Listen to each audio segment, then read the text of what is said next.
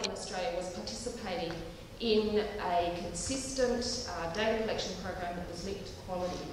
And in 2012, we worked with the Australian Stroke Coalition. Many of you here are members or representatives of the coalition. It's a coalition of 15 organisations all working in stroke. That coalition came to look at the data and quality framework and agree and endorse that framework as a position that we would all take forward and advocate for to government, to health services and to local clinicians.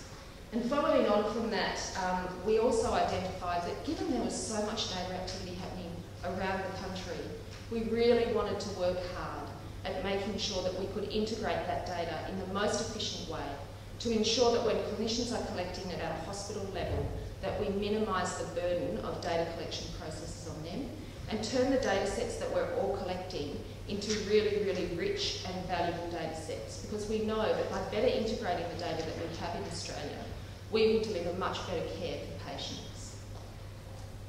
And really there are two pictures that form the basis of the framework. And one of the key components of the framework is that data is not collected for data's sake. Data is collected to inform quality improvement activities. We want to understand the outcomes happening with our patients, we want to understand the care processes that are delivered to them, and we want to understand how we can improve the care that is delivered to them. So this framework has been developed throughout the process I've just described. And really, the clinical guidelines, the NHMRC endorsed clinical guidelines, are the foundation of all of this work. They review the evidence, they tell us what sort of care patients should get, and they talk to us about how we should be developing the structures and systems around stroke care for patients in Australia. So taking those clinical guidelines, we, through the National Stroke Audit, have developed indicators that measure every recommendation within them. So if there's a recommendation that a patient should receive, if they've had an ischemic stroke, should receive aspirin within 48 hours, there's an indicator that says if the patient's had an ischemic stroke, have they received aspirin within 48 hours. So each of the indicators within the National Stroke Audit program can be linked directly back to the guidelines. And then that data needs to underpin quality improvement activities. And Kelvin will talk later about some of the work that the NSF is doing and how it links with Stroke 123, which Dominique will talk about. But really it's about how we can use the data to identify where there are gaps in care and work proactively to address those gaps in care. So when we look at the data again in another 2 years' time or another 2 months' time, we can actually see that there's been progress and there's been an improvement in care. And this premise is based on a lot of work that's been done in research looking at how we improve clinical behaviour. So it's really important, I think, and one of the fundamental principles of the framework that has driven a lot of the activity over the last couple of years is that we don't collect data for data's sake. Data is collected based on the evidence, the care and guidelines, and it always is designed to improve the quality of care that we're delivering to patients. And just to go back to the data reg and the discussion that we've had over many years around how we ensure that we're collecting data that can be used to compare nationally and to support consistent quality improvement activities.